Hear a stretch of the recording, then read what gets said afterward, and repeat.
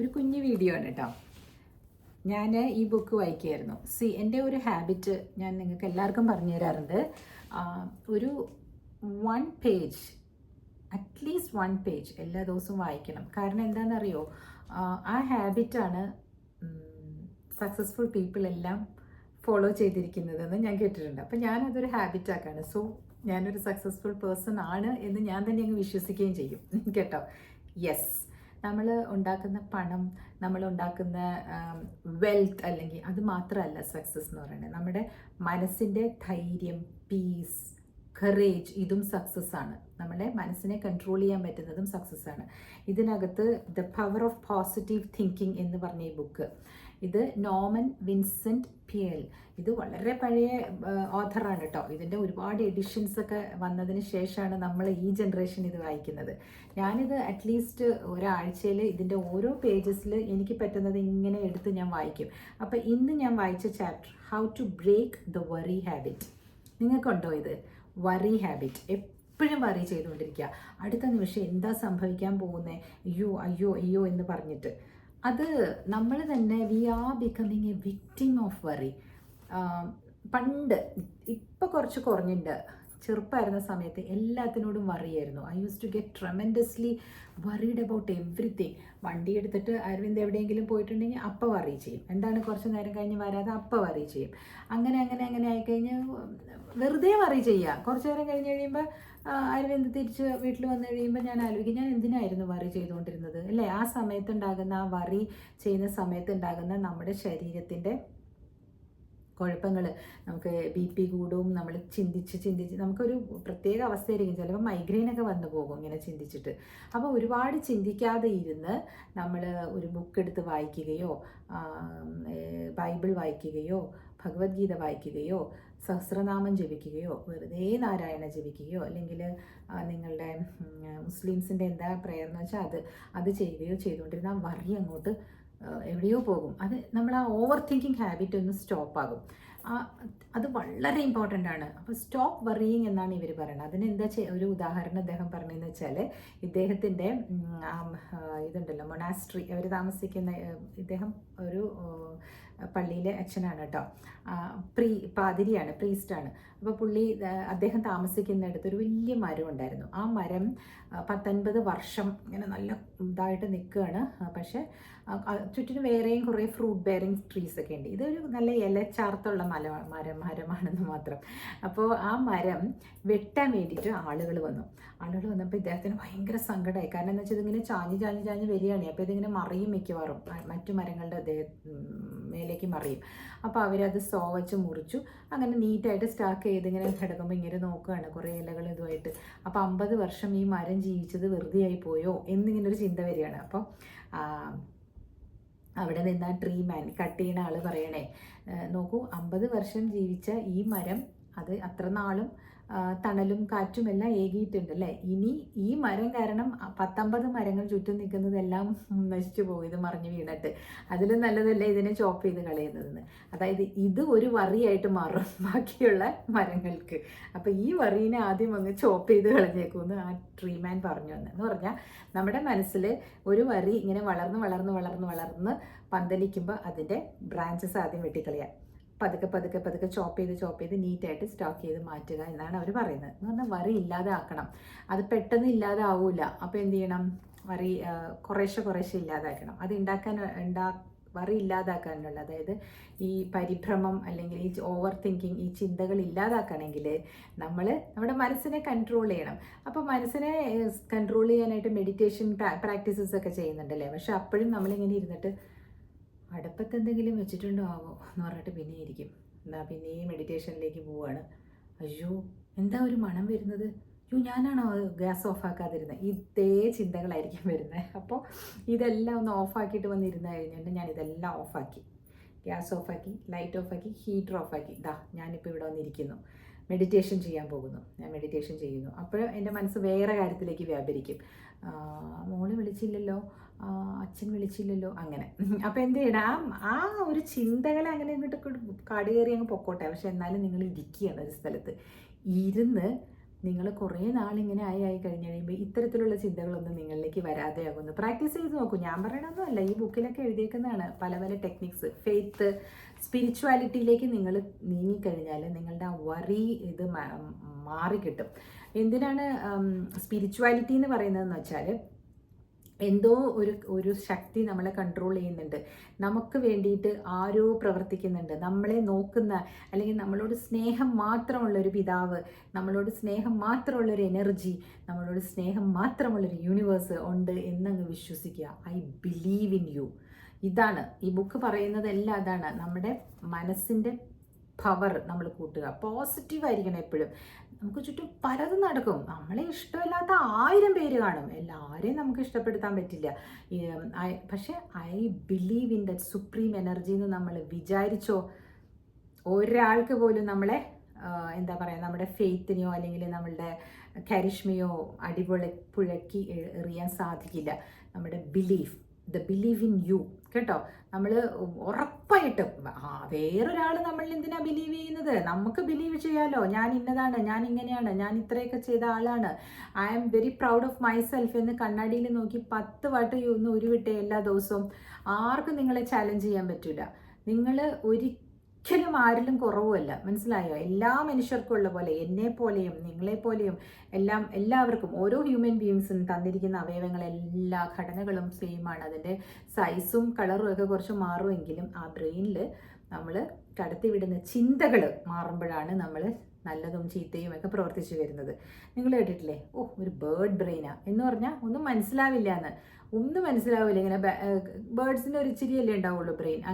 അങ്ങനെ ആ ബേർഡ് ബ്രെയിനായിട്ട് നമ്മൾ ഇരിക്കാൻ ശ്രമിക്കാതെ അത് ഡെവലപ്പ് ചെയ്യുക. എല്ലാവർക്കും തന്നേക്കുന്ന ഒരു ഇത്രയുള്ള ബ്രെയിനാണ് അല്ലേ. ആ ബ്രെയിനിൽ എത്രത്തോളം ഇൻഫർമേഷൻസ് നല്ലത് കടത്തി വിടുന്നുവോ അത്രത്തോളം നമ്മൾ വിജയിക്കും. നമ്മൾ എന്തിനാണ് മറ്റുള്ളവരെ പറ്റി തന്നെ ചിന്തിച്ച് നമ്മുടെ ലൈഫ് കുളമാക്കി വെക്കുന്നത്? Let them do what ever they want. അത് അവരുടെയാണ്, ആ തലം അവരുടേതാണ്. ആ ഒരു താഴെയുള്ള ഒരു തലത്തിൽ നിൽക്കുന്നവരുടെ താഴോട്ട് നമ്മൾ ഇറങ്ങാതിരിക്കുക. എപ്പോഴും നമ്മൾ നിൽക്കുന്നിടത്ത് തന്നെ നിൽക്കുക. അപ്പോൾ എന്താകും? മിഷേൽ ഒബാമയുടെ ഒരു വാക്യം ഞാനിന്ന് ഇൻസ്റ്റഗ്രാമിൽ പറഞ്ഞായിരുന്നു.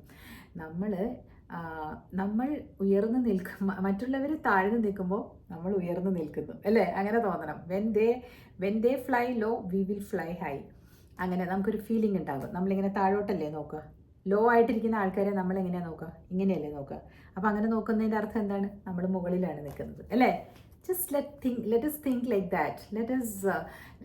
Let us mold our thoughts into only positive thinkings. കാരണം what is the necessity of thinking negatively? നമുക്ക് അതുകൊണ്ട് എന്തെങ്കിലും കിട്ടാനുണ്ടോ? ഒരു സ്മൈലെങ്കിലും വരും അല്ലേ നമ്മളൊരു പോസിറ്റീവായിട്ട് ചിന്തിച്ചാൽ. ഒരാളെ പറ്റി നല്ലത് പറഞ്ഞു കഴിഞ്ഞാൽ നമുക്ക് സന്തോഷം തോന്നാറില്ലേ? ഇപ്പം നിങ്ങൾ എന്നെ കാണുന്നു, അത് ഇതിൻ്റെ അടിയിൽ വന്ന് ചേച്ചി എത്ര രസമാണ് ചേച്ചി സംസാരിക്കുന്നത് കാണാൻ എന്ന് പറയുമ്പോൾ ഞാനതിൽ പോയി വായിക്കുമ്പോൾ എനിക്കൊരു സന്തോഷം ഉണ്ടാവണം. ആ സന്തോഷത്തിൻ്റെ ഒരു ഇഫക്റ്റ് നിങ്ങളുടെ ആ വരികൾക്കുണ്ട് അല്ലേ? അപ്പോൾ അതേപോലെ തന്നെ ഒരിടത്ത് പോയിട്ട് നമ്മൾ ആരെയും ഇകഴ്ത്തി കഴിഞ്ഞിട്ടുണ്ടെങ്കിൽ, ഞാൻ ഇന്നും എപ്പോഴും എനിക്ക് തോന്നിയിട്ടുള്ളൊരു കാര്യമാണ്, നമ്മൾ ഒരാളെ നമ്മൾ ഇകഴ്ത്താൻ ശ്രമിക്കുമ്പോൾ 15-20 പേര് താഴെ നിന്ന് നമ്മളെ ഇകഴ്ത്തും. അപ്പോൾ കഴിയുന്നതും ഇകഴ്ത്തേ വേണ്ട. ആരെങ്കിലും അങ്ങനെ പറഞ്ഞാൽ തന്നെ ഈ ചെവി കൂടി കേട്ട് ഈ ചെവി കൂടി വിടുക. എൻ്റെ കമ്മൽ കണ്ടോ നിങ്ങൾ? മോള് വന്നപ്പോൾ കൊണ്ടുവന്നതാണേ. ഞാനതിൽ തൊട്ടപ്പോൾ പറയണം എന്ന് ഓർത്തത് കണ്ട. പണ്ട് ഞാൻ ഡൽഹിയിൽ താമസിച്ചുകൊണ്ടിരുന്നപ്പം അവിടുത്തെ വഴികളിലൊക്കെ ഇങ്ങനത്തെ സാധനങ്ങളാണ് വിൽക്കുന്നത് കേട്ടോ. ഇത് മനോഹരമെന്ന് പറയുമോ? കുട്ടി ഇത് എല്ലാം സിൽവറാണ് കേട്ടോ. എനിക്ക് ചൊറിയും, അതുകൊണ്ട് ഒരു ഇച്ചിരി പ്രൈസി ആയിരിക്കും. എന്നാലും സിൽവർ അല്ലെങ്കിൽ ചൊറിയും. സിൽവർ ഗോൾഡ് അതിൻ്റെയൊക്കെ അലോയി ഒക്കെ ഇട്ട് കഴിഞ്ഞാൽ എനിക്ക് ചൊറിയും. അപ്പോൾ അതിൻ്റെ പ്യുവറായിട്ടുള്ള സിൽവറാണ്. എന്തോ നല്ലൊരു സ്റ്റോണുമാണത്. നല്ല കടകളാണ് ഡൽഹി ആ വഴിയിലൊക്കെ. പിന്നെ ഇത് ആരാണ്, പ്ലാന്റ് കാർട്ട് എന്ന് പറഞ്ഞിട്ട് അവർ പറഞ്ഞായിരുന്നു എൻ്റെ അടുത്ത് സാരീസ് ഇങ്ങനെ ഒന്ന് കാണിക്കണേ, ബംഗാളിൽ നിന്ന് വാങ്ങിച്ച്. ഇത് ബംഗാളിൽ നിന്ന് വാങ്ങിച്ച സാരിയാണ് കേട്ടോ. അയ്യോ, ഇതിൻ്റെ കടയുടെ പേര് ഇവരും കണ്ട് എഴുതി വെച്ചിട്ടുണ്ടായിരുന്നല്ലോ. നല്ലൊരു പേര് മറന്നു. എയർപോർട്ടിൽ ആ കടയുടെ ഇതുമുണ്ട് കൽക്കട്ടയിൽ. നിങ്ങൾ പോകുന്നവർ വാങ്ങിച്ചോളൂ. എന്ത് ബംഗ്ലാന്നാണ്? നല്ലൊരു പേരായിരുന്നു. ഞാനിത് ഉടുക്കുന്ന സമയത്ത് ഇവിടെ ഉണ്ടോ നോക്കട്ടെ കേട്ടോ. അതിൻ്റെ പേര് അവരിങ്ങനെ തയ്ച്ചും വെച്ചിട്ടുണ്ടായിരുന്നു. അത് മുകളിൽ എവിടെയാണെന്ന് തോന്നുന്നു, കാണില്ല.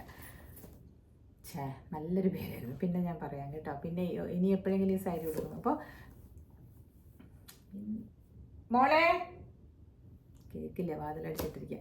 കാരണം മോൾക്ക് ഓർമ്മയുണ്ടായിരുന്നു. എന്നിട്ട് മോളന്ന് ഞാൻ അവിടെ വെച്ച് മേടിക്കുമ്പോൾ അവിടെ ഉണ്ട് വിശ്വ ബംഗ്ല.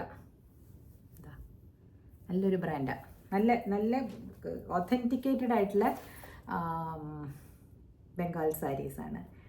3 വാങ്ങിച്ചോളൂ കേട്ടോ. 3 ഞാൻ എടുത്തു. ഒരു വൈറ്റ് എടുത്തു, പിന്നെ ഒരു ബ്ലാക്ക് ആൻഡ് പിങ്ക് കൊടുത്തു, പിന്നെ ഇത് കൊടുത്തു. അപ്പോൾ 3 തീർന്നു. 2300 ആണ് വില. എനിക്ക് ഇനി കുറച്ച് ഇങ്ങനത്തെ സാരീസ് വാങ്ങിച്ചു വയ്ക്കുന്നത്. നല്ല ഭംഗിയുണ്ടല്ലേ ഉടുക്കാനായിട്ട്. അപ്പോൾ നമുക്ക് ഉടുക്കുമ്പോഴും ഒരു സുഖവും കിട്ടുന്നുണ്ട്. അപ്പം അത് പറഞ്ഞു കഴിഞ്ഞില്ലേ, കാതിലേക്ക് കൊണ്ടുവന്നപ്പോഴേക്കും കമ്മൽ തൊട്ടായിരുന്നു ആ കഥ പറയാൻ പോയി. ഞാനിങ്ങനെയാണ് ചിലപ്പോൾ. എനിക്ക് കഥകളും ഉപകഥകളും രാമായണം മഹാഭാരതത്തിലൊക്കെ ഉള്ള പോലെ ഇങ്ങനെ പറഞ്ഞു പോകാൻ പറ്റും. നിങ്ങൾ കുറച്ച് ശ്രോതാക്കളെ കിട്ടിയത് കാരണം എനിക്ക് എന്ത് സന്തോഷമാണെന്ന് അറിയാം. കുറച്ച് പേരേ ഉള്ളെങ്കിലും അവരെല്ലാവരും എന്നെ സ്നേഹിക്കുന്നത് കാണുമ്പോൾ എനിക്ക് ഭയങ്കര ഒരു മനസ്സിന് തന്നെയില്ല, എന്നോട് ഇഷ്ടമുണ്ടല്ലോ അവർക്ക് എന്നെ കാര്യമാണല്ലോ, അങ്ങനെ ആലോചിക്കുമ്പോൾ ഒരു നല്ലൊരു ഫീൽ, ഒരു ഡോപ്പമൈൻ ഇഫക്റ്റ് ഉണ്ട് കേട്ടോ. സോ ഈ ബുക്ക് കിട്ടുന്നെങ്കിൽ വാങ്ങിച്ചോളൂ. ഇതിൻ്റെ അകത്ത് കാണുന്ന വില, ചേട്ടാ അത് മാഞ്ഞു പോയോ, കുറേ നാളായി വാങ്ങിച്ചിട്ടേ. I think it is 199. എവിടുന്ന വാങ്ങിച്ചതൊക്കെ ചിലപ്പോഴൊക്കെ ഇങ്ങനെ എഴുതി വെക്കും, ചില സമയങ്ങളിൽ മറന്നു പോകും. അതാണ് ഇങ്ങനെ പഴയ കാലത്ത് ബുക്ക് എടുത്ത് വായിക്കുമ്പോൾ ഞാൻ ഇത് അവിടെ നിന്നാണ് വാങ്ങിച്ചത് എന്ന് പറയാൻ പറ്റില്ല. മിക്കവാറും എയർപോർട്ട്സിൽ നിന്നാണ് കേട്ടോ വാങ്ങിക്കാൻ തുടങ്ങിയത്. ഞാൻ ജോലിക്ക് കയറിയത് മുതലാണ് ഞാൻ ഏത് ട്രാവലിന് പോയാലും ഒരു ബുക്ക് വാങ്ങിക്കുക. എന്നിട്ട് അതിൻ്റെ മുമ്പിൽ എഴുതി വെക്കാറുണ്ട്, travelling to Kolkata, date, I bought this from the airport എന്ന് പറഞ്ഞ എഴുതിയിൽ എന്താണോ എഴുതാൻ, ചിലപ്പോൾ ഇത് ഞാൻ വേറെ എവിടെന്നെങ്കിലും വാങ്ങിച്ചായിരിക്കും, അതുകൊണ്ടായിരിക്കും. എന്നിട്ട് എയർപ്ലെയിനിലിരുന്ന് വായിക്കും. കുറച്ചെങ്കിലും ഒക്കെ നിങ്ങളോട് സംസാരിക്കാനുള്ള ചെറിയ ടിപ്പിറ്റ്സ് അറിവുകൾ എനിക്കുണ്ടെങ്കിൽ അതിങ്ങനെ കുഞ്ഞു വായനയിലൂടെ വന്നാണ്. അപ്പോൾ നമുക്ക് ശശി തരൂരിനെ കോട്ട് ചെയ്തിട്ട് ഞാൻ നിർത്താം. ശശി തരൂരിനോട് ഒരു പെൺകുട്ടി ചോദിച്ചു, I am a big fan of yours. കാരണം പെൺകുട്ടികൾ ഭയങ്കര ഫാനാണല്ലോ നല്ല ലുക്സിന്, 10-70 വയസ്സുണ്ട് എന്നാലും. അപ്പോൾ തരൂർ സാറ് പറഞ്ഞു, thank you and thank you for the generous words എന്ന് വെച്ചു. അപ്പോൾ ആ കുട്ടി അടുത്തത് അതിൻ്റെ ക്വസ്റ്റ്യൻ ആണ്. My question is, how can you be so intelligent and how can you be so charismatic and so very good looking, exceptionally good looking എന്ന് പറയട്ടോ.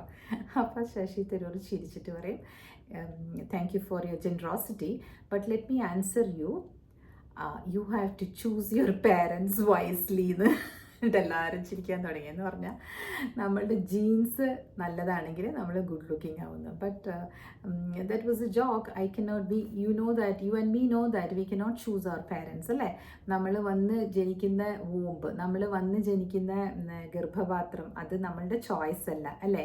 ആ ഗർഭപാത്രത്തിലേക്ക് വന്ന് വീഴുന്ന സ്പേം നമ്മുടെ ചോയ്സ് അല്ല. അത് രണ്ടും ചേർന്ന്, അതിനകത്തുള്ള എഗ്ഗും സ്പേമും ചേർന്ന് ഒരു കുട്ടിയാകുന്നത് നമ്മുടെ ചോയ്സ് അല്ല. സോ നമ്മുടെ ജീൻസിനെ നമ്മൾ താങ്ക് യു പറയുക for the good looks and intelligence. Of course you will get through reading എന്ന് പറഞ്ഞു.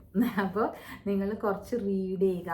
10-30 വയസ്സുള്ളവരൊക്കെ ഇപ്പോൾ വായിക്കാൻ ബുദ്ധിമുട്ടാണ് ചേച്ചി എന്ന് പറയുന്നവർ, നിങ്ങളൊരു ബുക്ക്, ഇപ്പോൾ ഇതുപോലെയുള്ള ബുക്കൊക്കെ ആകുമ്പോൾ നമ്മൾ ജീവിതം ഡെവലപ്പ് ചെയ്യാൻ വേണ്ടിയിട്ട് എന്തൊക്കെയാണ് ചെയ്യേണ്ടത് എന്ന് ആലോചിക്കുമ്പോൾ നമ്മൾ ബുക്സിനോട് സ്നേഹം തോന്നും നമുക്ക്.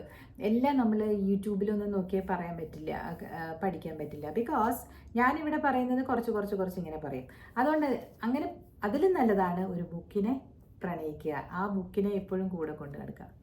പ്ലീസ്, ടുഡേസ് മൈ പ്രണയം is with the power of positive thinking. ഇങ്ങനെ കുറച്ചുണ്ട് എൻ്റെ കയ്യിൽ. സോ അത് നിങ്ങളുമായിട്ട് പങ്കുവെച്ചു എന്ന് മാത്രം. ബോറടിച്ചെങ്കിൽ സ്ക്രോൾ ചെയ്ത് പോയിക്കോളൂ കേട്ടോ. അപ്പോൾ ലൈക്ക് അടിക്കണം, അല്ലെങ്കിൽ സ്ക്രോൾ ചെയ്യുന്നതിന് മുമ്പ് ലൈക്ക് അടിച്ചിട്ട് പോണേ. Thank you for subscribing.